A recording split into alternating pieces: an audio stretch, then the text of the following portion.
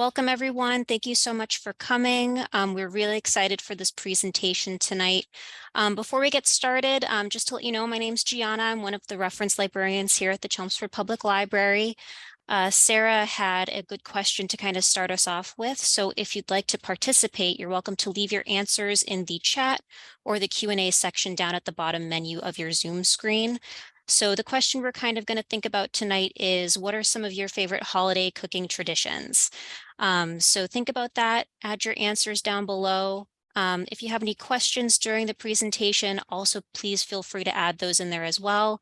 Sarah might be able to pick up on some of them during the presentation and answer them. All right, so let's get started. Thank you for joining us tonight. If you have not attended one of Sarah's presentations before, she is the author of 8 Flavors, The Untold Story of American Cuisine. Released in 2016 with Simon & Schuster, 8 Flavors is a #1 bestseller on Amazon.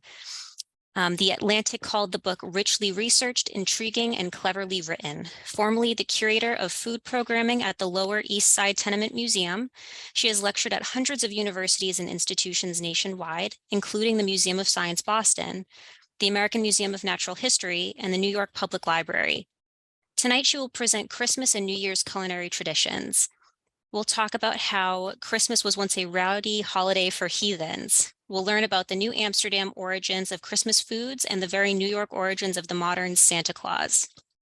We'll find out just how many Victorian holiday games and food involved actual fire, and how New Year's Day in New York City was a thinly veiled bar crawl. And of course, we'll talk about all of the symbolic feasting and sweets from plum pudding to New Year's cakes. So thank you so much for joining us tonight, and I'll send it over to Sarah. Hello, everybody. Happy holidays. Happy past Christmas. Happy Hanukkah. Does it start tonight, I think? Happy Kwanzaa. Merry Christmas. Happy New Year. And then my birthday is January 15th. So honestly, that's the official end of the holiday season. I am so happy as always to be back at my favorite library in all of New England. I, of course, am coming at you from beautiful Las Vegas, Nevada. I'm from Cleveland, Ohio originally, and I lived for 13 years in New York City. So I got to dabble in a lot of regional holiday traditions. Yes, Chinese New Year is coming up too, Grace. I have been really craving dumplings. I've been thinking about getting a head start and making some on Christmas. I've just had a hankering for homemade dumplings. But for those of you who might not know, it's a tradition to make dumplings on the Chinese New Year, the Lunar New Year. Hanukkah starts the 18th. Okay, it was coming up. Because dumpling making is just such a great group activity. It's one of those things.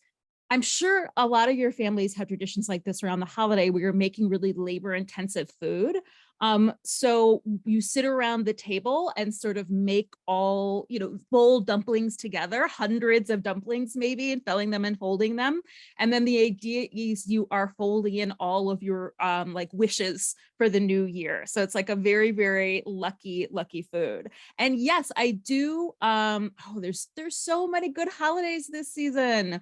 So I do also, someone just mentioned that they want to come to New York sometime. I do still visit New York frequently and do events out there. And also I have a new book. Sorry, a piece of my plant just fell off from above me and startled me. I have a new book coming out in October 2023 with W.W. Norton. It's called Endangered Eating, Exploring America's Vanishing Food. So you're going to be hearing a lot from me in the next 10 months or so. And I just love speaking to you all. And let's talk about food. So we've already started doing this, talking about holiday food in this like an umbrella way here. I do want to talk about the holidays more broadly, even though today we're going to focus on Christmas and New Year's traditions. Obviously, there are so many other holidays this time of year and so many other major holidays for Americans throughout the year, from Eid to Passover to Diwali. I got to get my brain moving here. So first of all, there's a couple common things that make up what makes a holiday food. It's a time of year when we tend to use more expensive ingredients. Historically, and I'm talking like Middle Ages, Renaissance, and even to the 19th century, holiday foods, especially in America, were laden with spices that would come from places like India and Indonesia. So they came from far away. They were quite expensive. Through the 19th century, sugar was expensive, citrus was expensive. And so while a lot of our holiday foods still have some of those ingredients, even though they're not considered as luxurious today, we might also do things like open a beautiful bottle of champagne and maybe have some caviar on New Year's Eve, right? So we still often make an effort to buy some sort of special, maybe more expensive food at this time of year.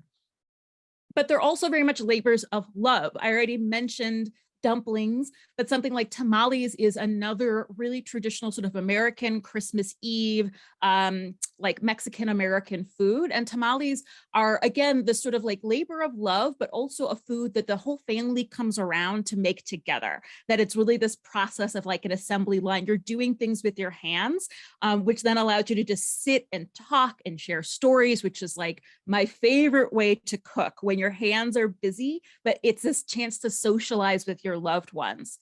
So whether it's a specialty dish that maybe you or a family member makes and takes a lot of time, or something that brings the whole family together, being from Cleveland, pierogies is that dish locally, where it takes a lot of work. And so a lot of people come together to make these potato and cheese dumplings. Great. Someone was just saying there's going to be a transcript. So they're usually labors of love as well. And we don't necessarily think of it this way, but it's often highly seasonal food. We're going to talk a lot about sort of fall and winter feasting, because historically that was the slaughtering season, and it was necessary to use up cuts of meat that couldn't be easily preserved. But that's also, it's right after your big harvest. You know, you've got squash, you've got apples, you've got nuts, you've got all this, you have all of this food and you have to eat it. So the fall and early winter is a historical feasting time in all, like I would say, non-equatorial cultures, if that makes sense. Places where there is more of a turn to the seasons and an ebb and flow in historically in how much food you have around too. And I might even add that, especially for us Americans, many of us are immigrants and our families are immigrants, or many of us are descended from the enslaved who were forced to come from Africa, or many of us are indigenous people.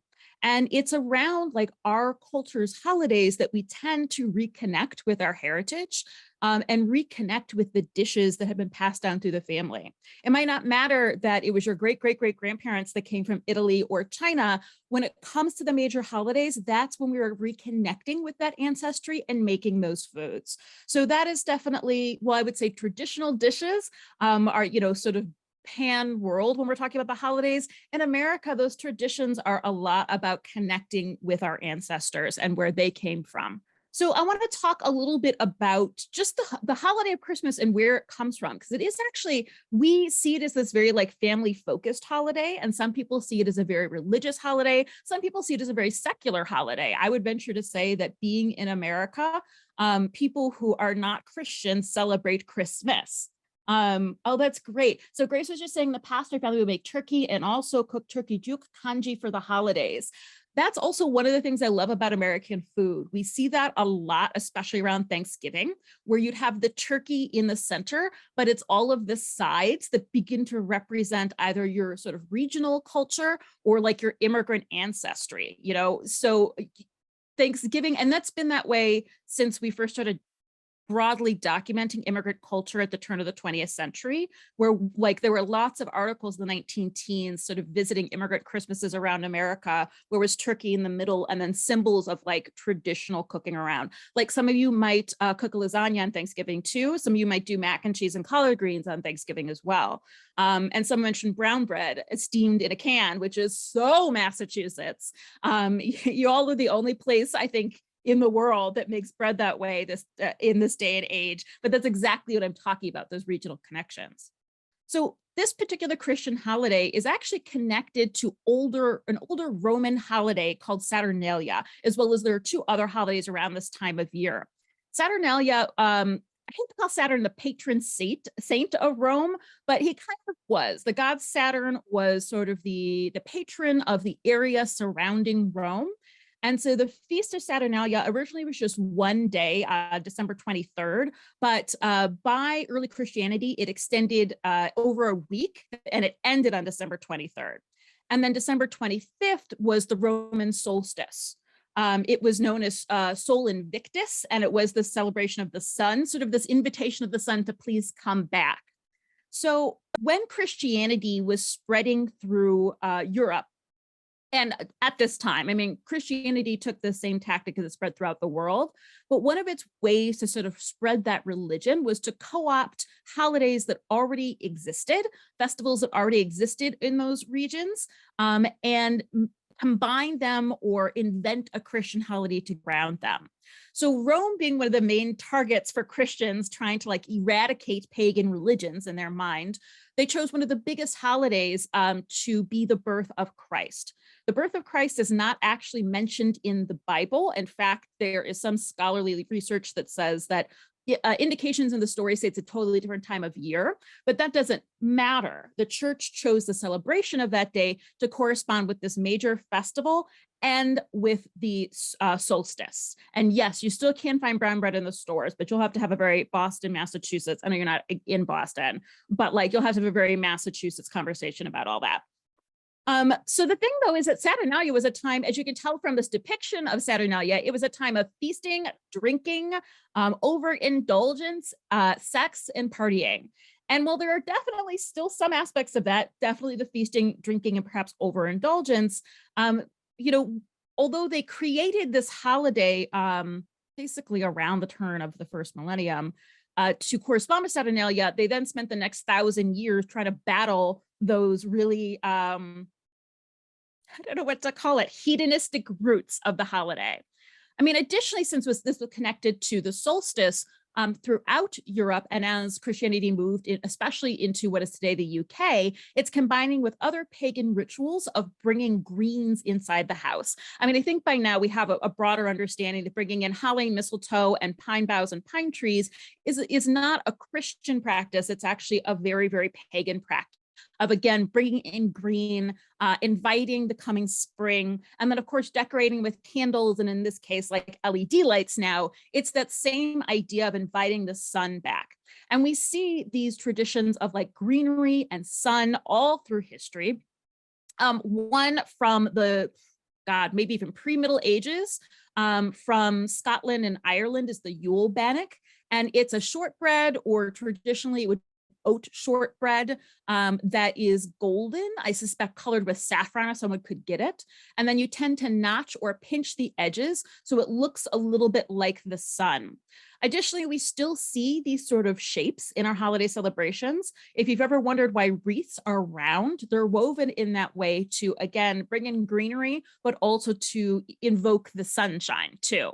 So this bringing in of light and green, it has been a big part of this festival for thousands of years before it was Christmas, but also so was overindulgence, feasting, and drinking. Now, because Christ's birth is not, oh yeah, we're getting into Christmas cookies, don't you worry. Because Christ's birth is not mentioned in the Bible, when the first white colonizers came to America as Puritans and reformers, they did not celebrate Christmas. And this was absolutely their argument, that this is a date that isn't in the Bible. It was made up by the early Catholic Church. And additionally, they were very aware of its pagan Saturnalia, like hedonistic roots. So when I'm going to talk about the Christmas holiday, I'm going to talk about in the early incarnations of it largely in Europe, because it was not really being celebrated in America until the middle of the 19th century, if you can believe that. We're going to get to that too. So the Christmas season pre-700, so we're going to talk maybe like 1000 through 1700, so about 700 years, would actually start really early and end really late. People say that people talk about the holiday creep, that now they're like pumpkin spice lattes in October. It actually hasn't creeped all that much. So the holiday season in Europe pre-1700 would start on All Saints' Day, November 1st, and it wouldn't end until Candlemas, which was February 2nd. And I say ish because in some communities, the celebrations were actually carried all the way until the next fast, which was Shrove Tuesday, or as it's commonly called in America, Mardi Gras. So it's during this time of year that not only is there an overabundance of food, but also there is not a lot of work to do. You really don't have work to do until the next spring. So especially for when we're talking about historic classes that were either enslaved, impoverished, or working within the feudal system as serfs, this was like the time to cut loose. And there were also traditionally factors that allowed for that. And that actually goes back to Saturnalia as well. One of the things that happened during Saturnalia during that week is that the enslaved were essentially free, and there was a little bit of turning on the head of power, that there would be like sort of a lord declared amongst the enslaved that would guide the revelries. Workers and the enslaved were invited into master's home to partake in really fine food and drink. There was, for this very short time, this of the classes and a sense of, now this existed, and we'll see this later on, to encourage these oppressed classes to have this like 1 week of freedom. That 1 week of investment meant they could be treated like crap the rest of the year. That's basically how it was viewed by the people in power. So it was a really, really long season that involved a lot of drinking. It was a very public celebration. There were often a lot of plays. There was special food eaten. It was just sort of like a time of freedom and partying. So a medieval Christmas. So again, like let's say 1,000 or even 800 until about 1300.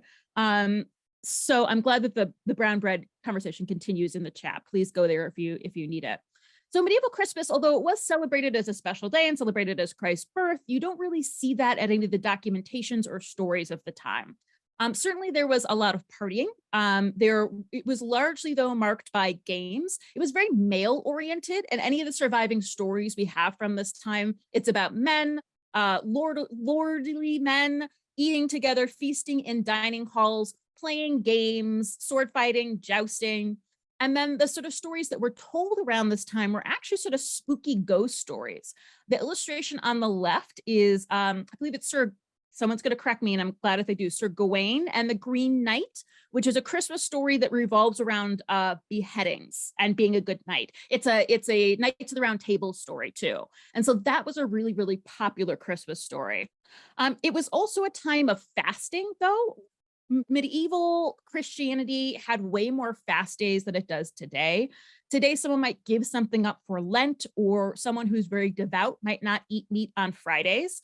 But historically, at least a third of the days of the year were considered fast days when you should not eat meat, which was very, very hard for, again, like the feudal population, the serfs and the peasants.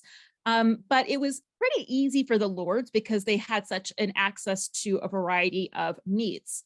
So basically, over the days that we consider Advent today, leading up to Christmas, you were not supposed to eat meat.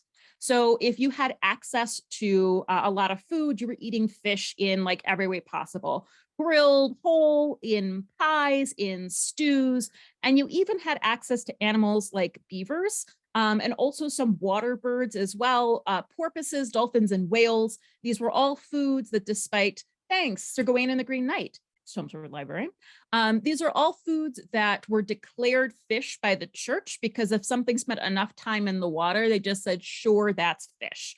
So we can see a remnant of this medieval practice and this medieval Catholic practice in contemporary society in the Feast of the Seven Fishes. So if any of you are Italian, this is traditionally a New Year's feast where you only eat fish. And the reason you do that is that it's a nod to the traditional fast that would happen through all of December.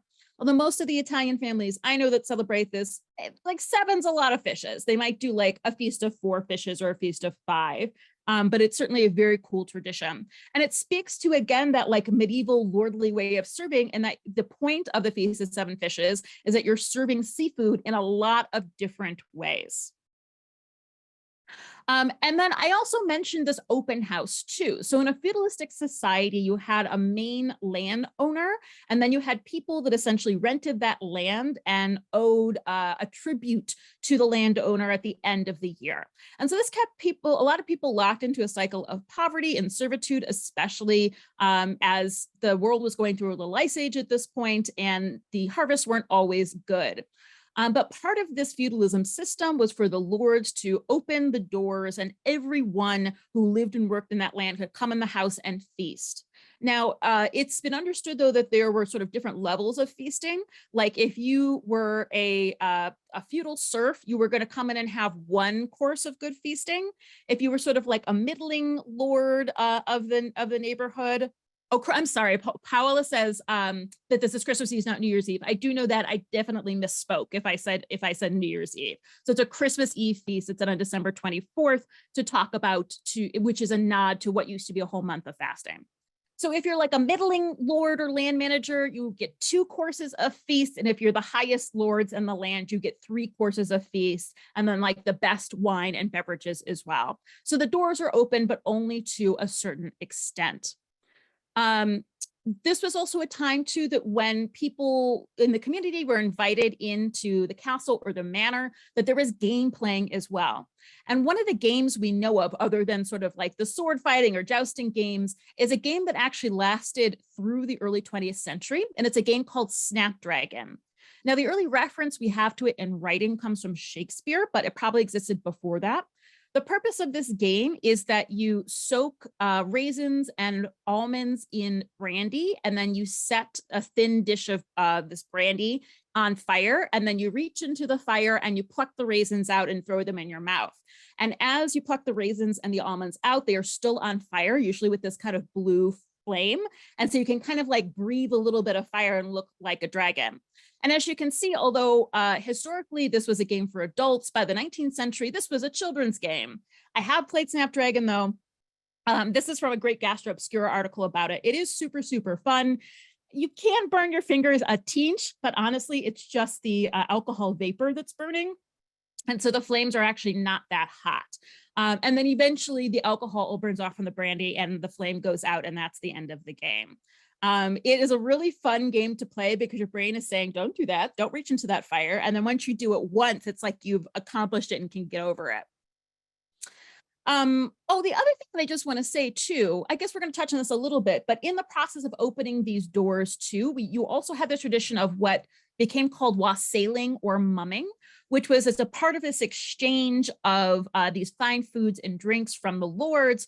The local people would put on like plays and things like that. We're going to get more into that tradition. Now, the big shift into the Renaissance is I already mentioned that the Catholic Church sort of allowed the consumption of water birds. But one of the things you see in Renaissance Christmas feasts is an incredible consumption of birds of many varieties, and the presentation on the table getting really, really complicated too.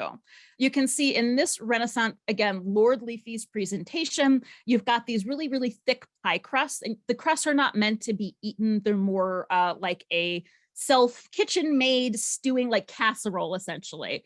But they would keep the preserved the taxidermied essentially heads and wings of swans. We're going to get into them more, peacocks, pheasants, doves, even on down to things like larks and woodcocks. And then you would stick them in the pie crust and send it to the table. Later in the Renaissance, they would skin the bird, take the meat out, like cook it, roast it, or stew it, put it back into the skinned bird and sew it up, and then just like serve this whole swan to the table. And as you can probably tell too, the birds would often have their beaks gilded with gold, their eyes, they would wear necklaces of pearl and gold as well. So it really was a heck of a thing to see. Swans were a super common food in medieval England, only for the wealthy. At one point, they were declared all property of the crown, which is still true to this day, but that comes from the tradition that all swans were considered property of nobility. And if those swans like landed in a lake that was theirs, the swans could be claimed by that nobility. And usually to determine whose swans were whom, they would have these little carved patterns in the swan's bills. And you can see that there's an example of a swan registry here. And it actually, on the far left side is like the most important person in that community, in this case, Weisbeck. And then it goes all the way down to like some of the least lordly people in the community. They're all lords, just like more and more important lords and less important lords. Like you can see dukes and earls. And then I think it goes down to like lords, and then maybe even to like, there's a bishop. There's like church important people there too. They were usually eaten as cygnets, and cygnets are like teenage swans. And so they were basically kept and husbanded as this really fantastical food that was primarily eaten around the holidays. This is another example. These are swans that would belong to a convent, had this pattern scratched on their beaks. Other water birds were eaten too. Herons, if they weren't served whole or in these fancy pies, they were served on their backs with their legs sticking up in the air, which is the opposite of how we eat them today as a display. And again, even down to things like blackbirds, larks, woodcocks, 420 blackbirds baked in a pie is a real thing, both as a little meat bird, but also there a lot of these Christmas feasts, particularly in the Renaissance, involved a lot of what were called subtleties, which were like this beautiful, intricate displays made of food or like food as illusion. And one of the things you would do is you'd bake an empty pie crust and then like put put blackbirds or larks through a hole in the bottom, so that when the pie was cut, the birds would fly out too. So, but you can see the one on the right is actually a casserole dish, but it's a historic casserole dish, and it's made in the style of what a woodcock pie would look like. They were eating a lot of birds, which speaks to the song, The 12 Days of Christmas. Has anyone ever wondered why that song mentions so many birds? It's because all Christmas carols, except for like Last Christmas by Wham and All I Want for Christmas by Mariah Carey, all the traditional ones were basically all written, did I lose sound? Sorry. So the 12 days of Christmas are the 12 days that start on Christmas and end on January 6th. That's actually considered the holiday time, even though for most Americans, we don't celebrate the days between New Year's Day and not Advent, Epiphany, which is on the 6th. But that's what the song of 12 Days of Christmas is about. And the reason your true love gives you so many darn birds is because in the Middle Ages, in the Renaissance, people who had the money ate every shape possible. Little ones, that's why they went into pies. They were so tiny, you just kind of plucked them and threw them in there and baked like a big old stewy pie thing. I mentioned wassailing and mumming, which really begins to peak around in the Renaissance. And this is this idea of people from lower classes expecting entry into the halls of nobility. And we'll see this again and again. And this also dates back to the topsy-turvying of class culture back in the Roman time. Because you were sort of creating a little bit of havoc, you would often wear costumes or masks, or even wear clothes of the opposite gender. There would be different bands of wassailers and mummers. And this is what trick-or-treating evolves from, because you're going door to door and there are different chants, poems, and songs in which you're requesting treats. Two that you probably know are We Wish You Merry Christmas, you know, that line, so give us some figgy pudding. That's a mumming song. And like there's a little bit of a threat too. You're demanding the figgy pudding. Great question, Catherine. Give me 1 second, I'll get to that.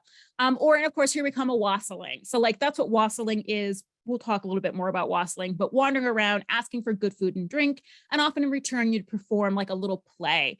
And especially in the Renaissance, a lot of the plays were the Tale of St. George. So again, these sort of like knights in shining armor tales were big for Christmas. Yeah, as far as I know, because it's so labor intensive to pick all of the meat off the bird and create something that we would know more as a chicken pot pie, they would leave the little bones on. Depending on the size of the bird, you could definitely crunch some of those little bones. Like if anyone has ever heard of an ortolan, that is a bird that's traditionally eaten whole. It's a little tiny, tiny bird. But also I'm sure that people would sort of pick through it and spit them out. Again, with these older types of pies, you're not really eating like a slice of pie. It's more that the lid was broken into and then you were scooping out the interior like you were eating a casserole. So it'd be sort of like a stewed tiny bird casserole. You see recipes like that through early 20th century in America for things like pigeons primarily, where they're just sort of like stewed in a casserole together. So as far as wassailing, so wassail comes from an Old English word that is basically like hello. Wassail means like good health, essentially. And so that term wassail became what you said when you toasted somebody. And wassails were sort of these warm punch bowls. There were several different types. It could be a little bit more like a spiced warm wine. There's also like a beer and apple version of this. And originally this was happening like in these feasting halls around the holidays, but then the tradition sort of changed in different areas throughout Europe and the UK, where farmers might go out into the barn and toast the animals for a year of good health, or orchardists might go to the apple orchards and toast the trees. And interestingly, one of the parts of consuming this is that you were drinking it, but often you had like cookies or pieces of like stale or toasted bread that you were like dipping into your beer or spiced wine and eating.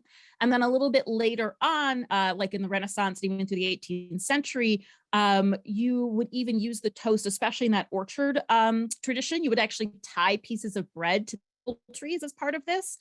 So that is where our phrase to toast or toasting comes from. It comes from this tradition of wassail that you would eat with toast. And then also this leads to the sort of, here we come a wassailing, traveling around asking for a cup of this punch in different households in exchange for a song or a play or a pantomime. And so that term becomes mumming, which you see a lot from the late Renaissance, especially the 16th century, which is sort of the peak of these Christmas traditions. Oh, I forgot what I was going to say earlier. I got distracted. That most of our traditional Christmas carols are actually written in the Middle Ages and the Renaissance, and they were lost for a couple hundred years and then sort of reassembled in the 19th century in a bout of Christmas nostalgia, really as Christmas was sort of gelling as the holiday it is today. These medieval and Renaissance Christmas carols were researched and then reprinted. So the songs kind of like, we only have Christmas songs from the 1950s and like the 1600s, and that's it. And Last Christmas and All I Want for Christmas, and that song by, not the Toadies, maybe the Toadies. You know which one I'm talking about. Maybe you don't, it doesn't matter. So you can see they're wearing these elaborate costumes, they're wearing rags, they're doing this crazy dance, the dog is barking. This tradition changes through time to where this would happen in America, despite the fact we really weren't celebrating Christmas. You would get mumming both on Thanksgiving and on New Year's Eve. People were dressed in costumes, they're banging on your door, they're bursting in your home. She's turning around like, oh my God. There are a lot of, because this was a class thing, that it was the poorer classes who were dressing up and going around and knocking the doors of the wealthier. All of the accounts we have of it, I would say 75% of them are complaining about it, complaining about the fact that these drunk people are in their home and that they want things, but they have to open their home with them because it's tradition and they'll be shunned if they don't. So we only really hear the negative parts of it, but I'm sure for the mummers, if they had the chance or the literacy to write their accounts, they would have talked about that it was an absolute blast having this night where they had permission to go into the houses of the wealthy. So when it translates into like the modern day, both in Europe and America, not modern day, the modern era, so like 18th century on, not the like the Lord you're necessarily going to, it's the wealthy members of your community that you're bursting into, demanding treats, and then usually doing a play or a poem. And in England, this tradition continued through the 20th century. Here are some photographs of some mummers here. This is one of my favorites because it's terrifying with Saint Nick in the middle. This is like my second favorite. One of my favorite things is to look up Halloween costumes from the 19th century, which are always so scary. And then if any of you are from the Philadelphia area, you are probably aware of the Mummers Day Parade, which happens on New Year's Day every year. I did a whole talk on mumming, so I can't get into it in detail today, but that Mummers Parade is a direct descendant of mumming practices from the Middle Ages onward. And one of the brilliances of it is that it goes back, the parade goes back officially to the 1860s. That's when it was, what am I trying to say, made official and like made into a parade, and there was judging and prizes. And it's kind of brilliant because it took like drunk rowdy people off the streets and like made it this very official event, and it survives to this day. Also a fascinating event because it connects very deeply into Black American Christmas traditions, which we're going to talk about in this talk as well. And minstrelly, and it used to be this sort of like, someone that I was talking to described it as like a dance battle between different neighborhoods. And since we're talking like the 1840s, like we're talking about like Americans of English descent, Irish immigrants, and like free Black people that had come from the South to Philadelphia. And so it was people playing music and dancing and wearing costumes in competition with each other. So a very interesting tradition. So as a part of these lower class traditions, basically from Saturnalia onward, you have this idea of the Lord of Misrule. We see this tradition a little bit today in the forms of like Epiphany cakes or Christmas cakes, and that depending on the culture and the era, there would be a cake that was baked either just with a bean, and the bean, whoever got the bean in their slice of cake became the Lord of Misrule. He's wearing the crown right there. And they are the person that is now the new Lord, and everybody has to obey them in the community, including the actual lords as well. Through the 18th century, it starts getting more complicated, in that there'll be like a lord, a lady, a fool, all these different roles that you fall into during the course of your Christmas party. And then we still see this in Epiphany cakes, especially in France. Epiphany cakes can actually, and like Lord of Misrule cakes can actually be quite like fruit cakes. Someone was just asking me about it. The traditional French one is sort of flaky and can have an almond filling. It actually sounds like the Dutch dessert that somebody mentioned as well. And then this has like a little figurine in it in the modern day usually. And that makes you like the Lord of Misrule for the day, the person that's like deciding how crazy this party is gonna get. And speaking of fruitcakes have their origins in plum pudding. Plum pudding is for the first time like listed again in the 1600s. That's when a lot of these traditions really evolved. Before it was a solid sort of cake like this, it was really a porridge. It was very specific to England, and often one that people who were visiting over Christmas time from other countries would remark on because they really didn't like it. It would essentially be like oatmeal or a porridge of another grain that would have dried fruits mixed in it. And they could be dried plums, but the plum in this case just refers to like any dried fruits of the season. From the 18th century and onwards, it's largely a boiled pudding that you're using something like breadcrumbs, beef suet, which is grated beef fat, sugar, dried fruits, spices, again, those expensive ingredients. And then there's other tradition, like with fruitcake, it's sort of baked cousin of making it 6 months in advance and continuously soaking it in something like rum or brandy.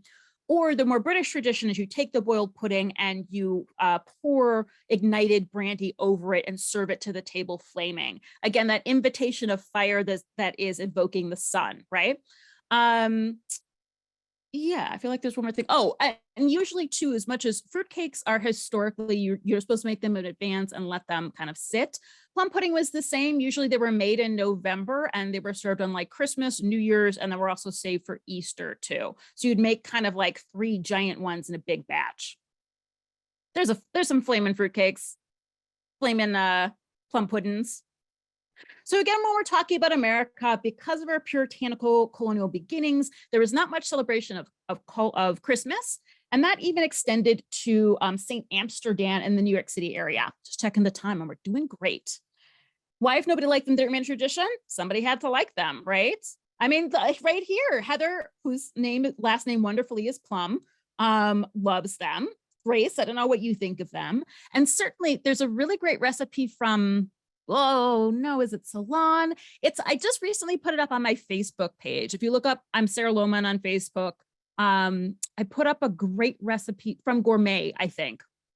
Anyway, it's up there and it sounds delicious. It uses like beer and just like tasty spices, and you can set it on fire. Figgy pudding's the same thing. Figgy pudding is plum pudding. Like, the thing about fruitcakes and plum pudding is that everybody has their own recipe. Yes, they're not as popular in America as they are in the UK. They're indispensable during the holidays in UK. Same could be said about mincemeat pie, another like traditional UK like holiday treat that we don't really see in America anymore. But everyone has their own recipe. Like if you don't really like fruitcake or you don't really like plum pudding, like just find another recipe. And someone just asked about haggis. You know, contrary, I actually like haggis. We in America, we're just a little snooty about organ meat things because we're a wealthy country and always have been. So we didn't need to eat organs, which especially since we're such an immigrant culture, like you wanted to leave your like poor person techniques in the past. But haggis is lovely, and blood puddings are a tradition from all over the world too. Yeah, soak with alcohol, make them a year advance. Haggis is great. Some isn't, lots of different recipes. Exactly, Catherine. And also, I actually did a whole talk about blood sausage in October, and it really like every culture has their own blood pudding, and like and then every community and every person has their own recipe for it. Totally. So let's talk about St. Nicholas, because a lot of Christmas ideas were brought to America by the Dutch. Again, even though these were Dutch Reformed Church, and so because they're Protestants, they also didn't do the like Christ on Christmas thing. But St. Nick, who our modern Santa Claus is based on, St. Nicholas is a Catholic saint. He was born in Turkey, actually. He is believed to be a real bishop. And after his death, you have to perform a couple miracles to, become a saint. His two were both based on gift giving. One was a dad had three beautiful daughters, but no money for their dowry. And in some version of the stories, he's like, well, I guess I have to kill them because I don't have any money for them to get married. And St. Nicholas showed up and like popped some gold balls through the window while they were sleeping. And then they were because the young girls could pay to get married. The other is a truly bizarre story. It's a tale of three brothers who were murdered, dismembered, and put in and pickled in pickle barrels. And St. Nicholas shows up and brings them back to life. And I also assume reassembles them and unpickles them. And you often see like the three golden balls or the three boys in depictions of St. Nicholas. So gift of gold, gift of life, that's St. Nick. In Holland, the name that he's referred to is Sinterklaas. And this gift-giving sort of culture around in late December, it is one of the few sort of religious adjacent traditions that came to New Amsterdam, or what would become the New York area, because it was a little bit more, kind of Christmas is today, it was just a little bit more secular.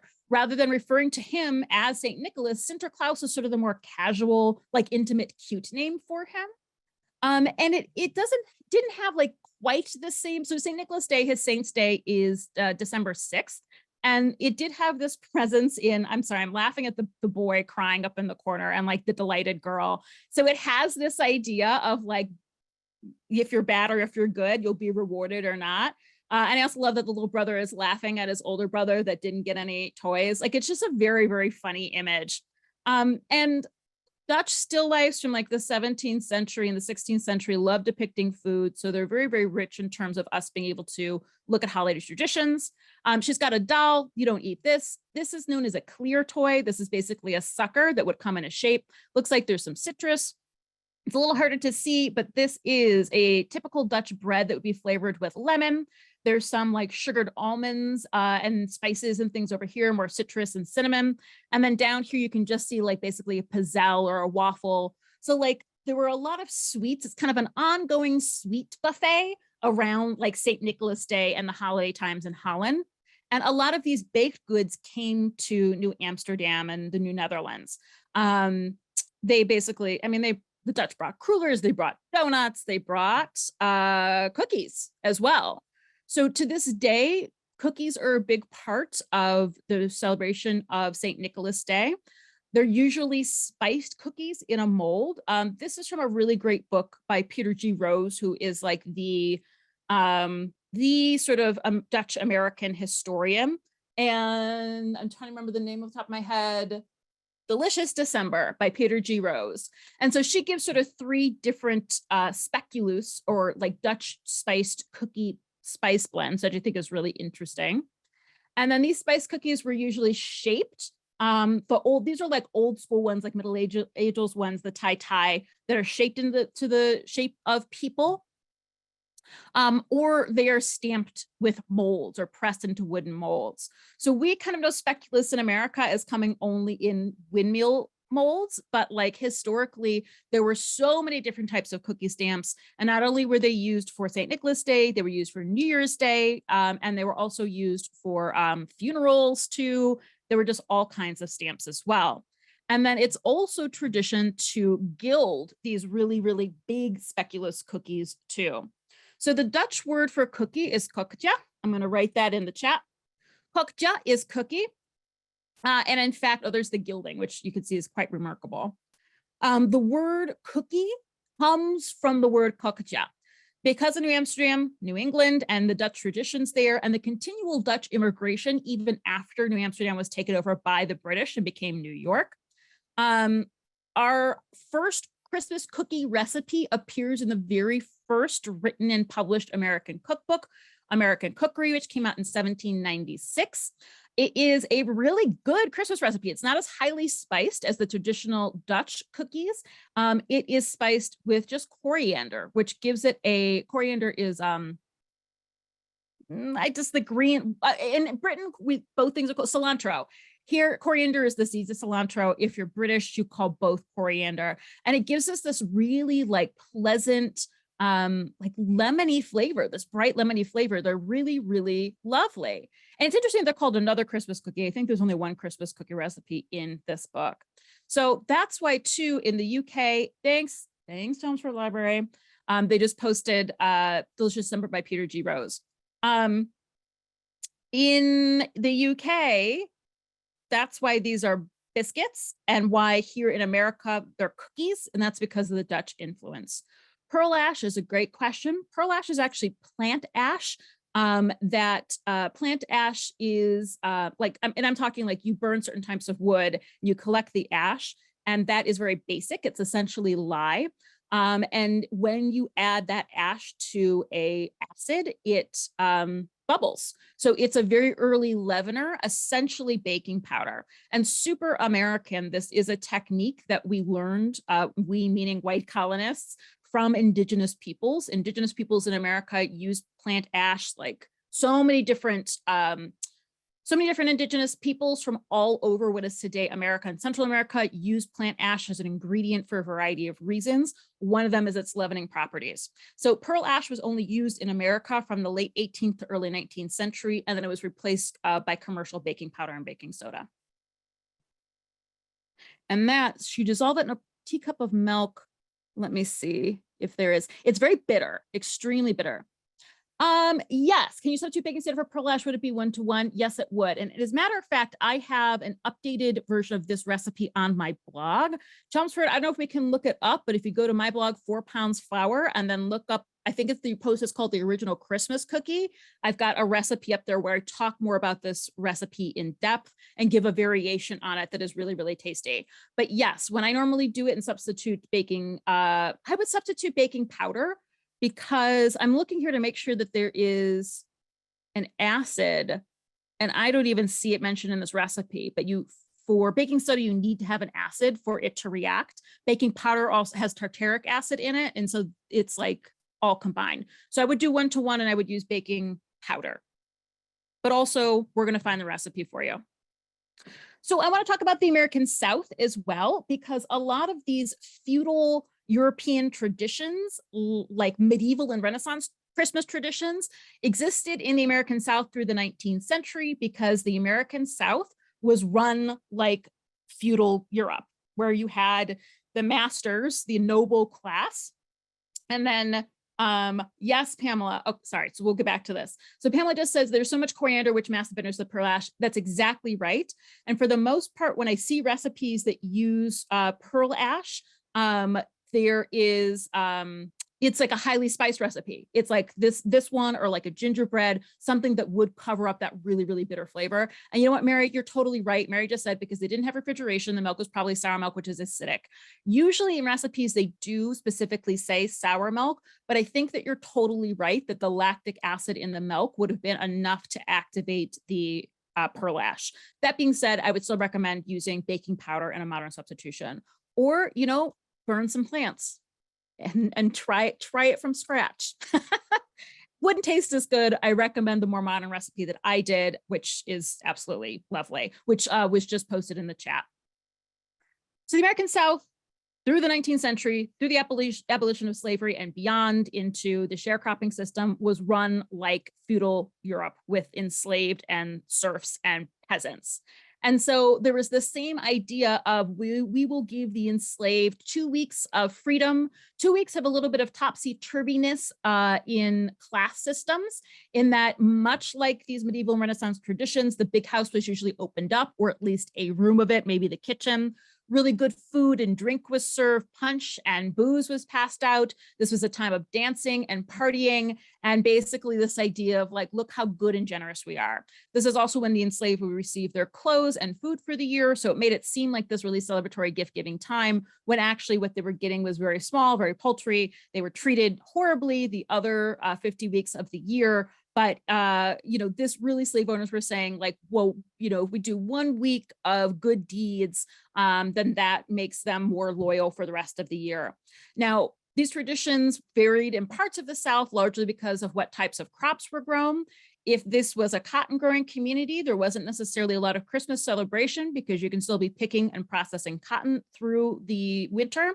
But if this is somewhere like the Carolina Tidewater, where they were growing rice, rice would be done by the beginning of November, and often there was not a lot of work to do over the winter. So there's a lot more free time and a lot more celebration in terms of Christmas.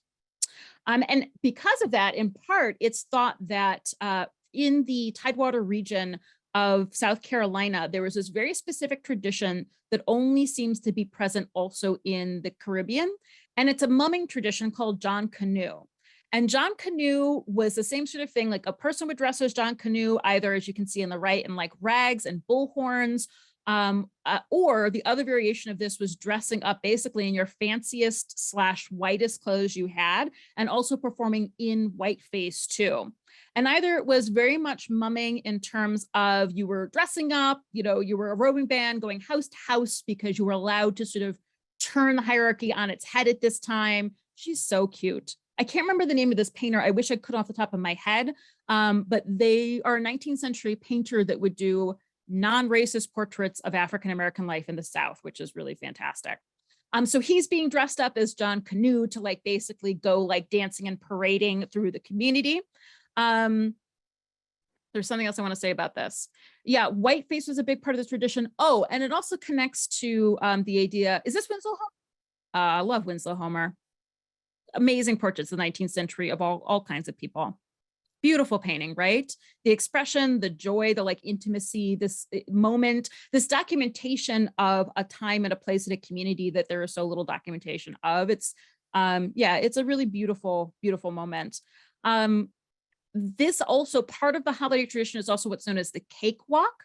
And the cakewalk was basically you would dress in your finest clothes and you were sort of performing. It was a minstrel performance by Black Americans of white Americans too. Like you were mimicking and making fun of your white masters, essentially. Again, this topsy-turving of the hierarchy. And then the couple who performed the best would win a cake.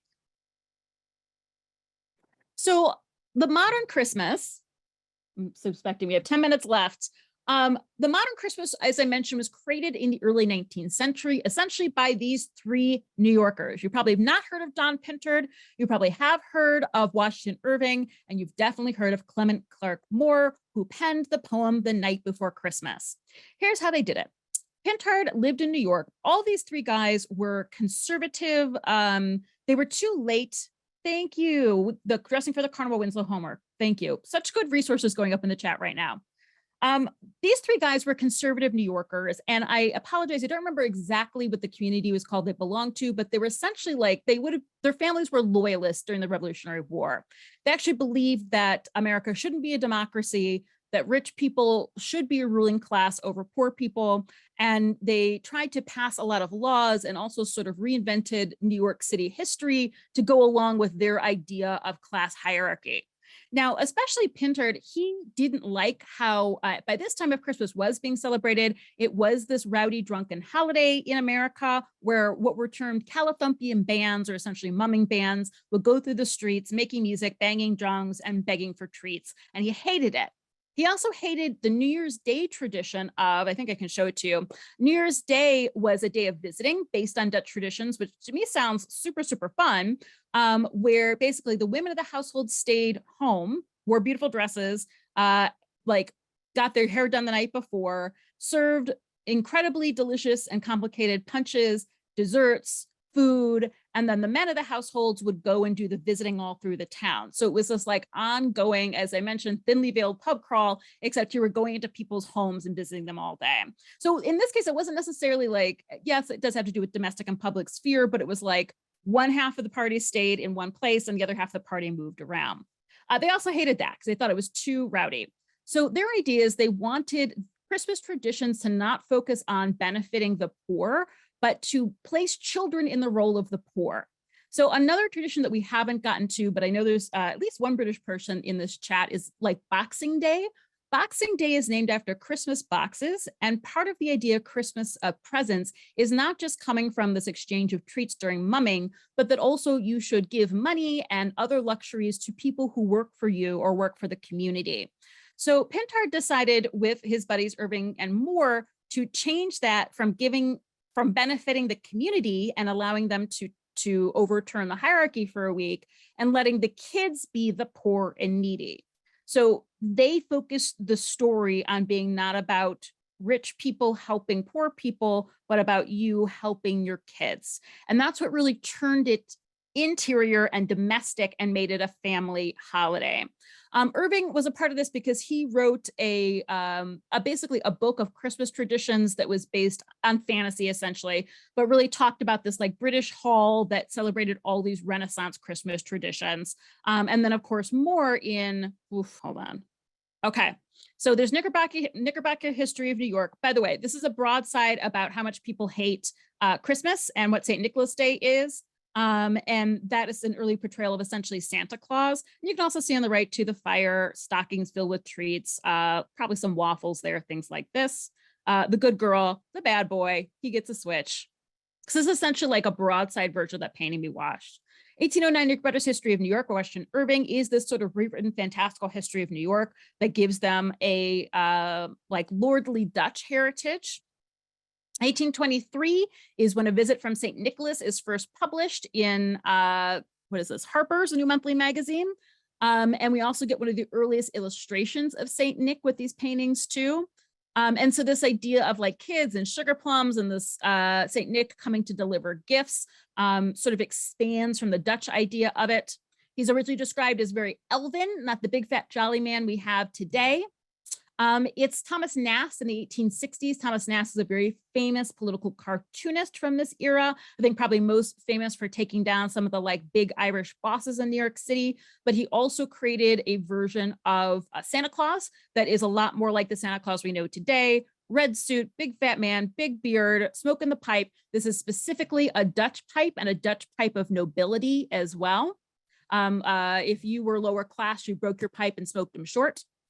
And then we pivot this whole holiday around the Christmas tree, which at that point was a German tradition. In the middle of the 19th century, we had a huge German population. And also Queen Victoria was married to a German man, and they were the first one to essentially bring a Christmas tree into the palaces. So that is the big shift. And then another big factor at this time is Charles Dickens' A Christmas Carol, which is a much bigger hit in America than it is in England, because despite the oppression, essentially the taking away of the idea of charity that those three men wanted from the middle of the 19th century, we still really believe in both social mobility and our ability to change. And that is really what A Christmas Carol is about. I also love that it has connections all the way back to the tale of the Green Knight, in that it is this ghost story. It's a little spooky. And then, of course, they mention food. This is a wonderful 19th illustration of the Ghost of Christmas Present. And you can see a rabbit. You can see plum pudding. You can see, I think that's an ornament. You can see pies, probably mince pies of different varieties. You can see the wassail bowl. Look, there's ham back there. There's all kinds of good stuff. Steaming hot mulled wine right there.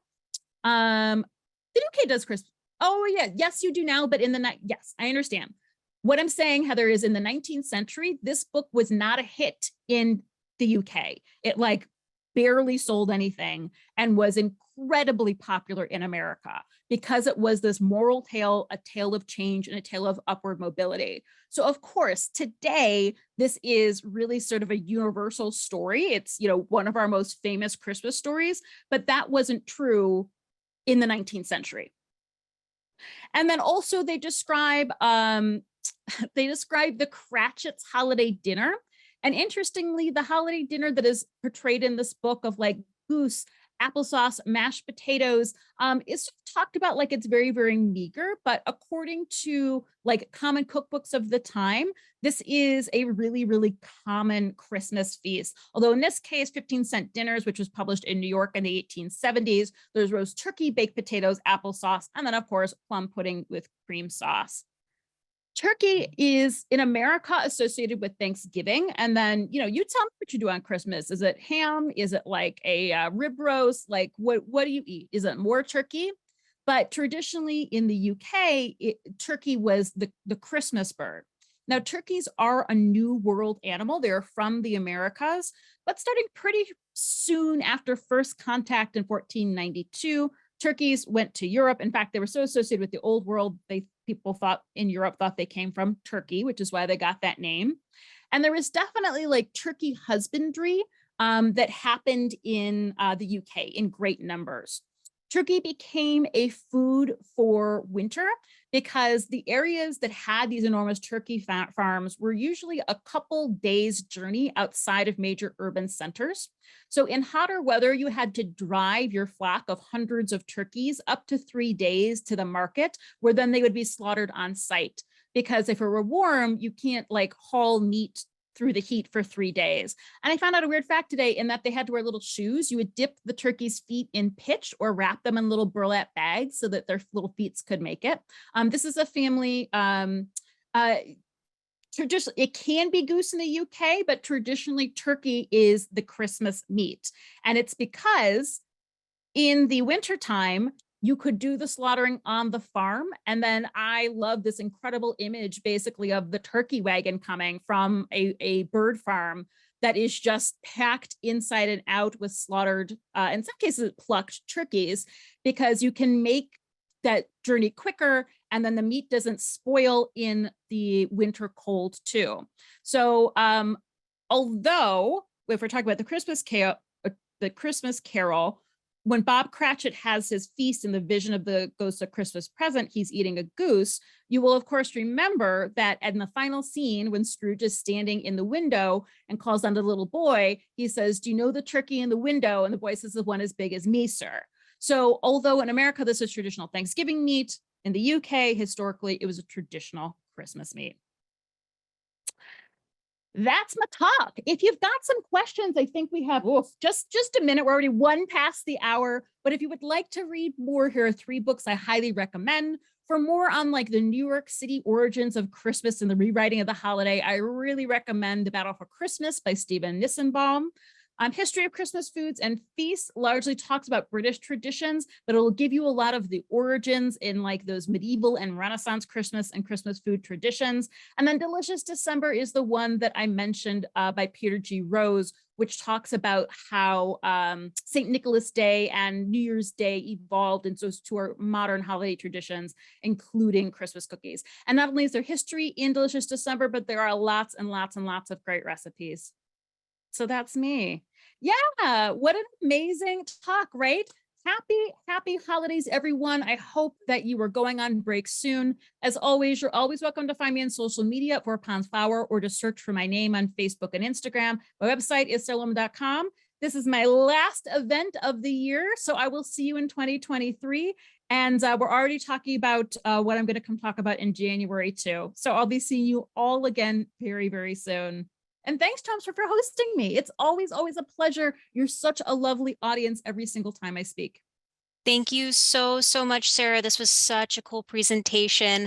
I do want to let everyone know before you start heading out that we will be sending out the recording of this presentation, hopefully sometime tomorrow, along with some of the resources that Sarah shared throughout her presentation. So we'll make sure that we get those to you soon. So once again, thank you so much, everyone, for joining us, and we hope you have a good night. Have a good night and a good rest of your year. I'll see you in January. Thanks, everyone. Bye, everybody.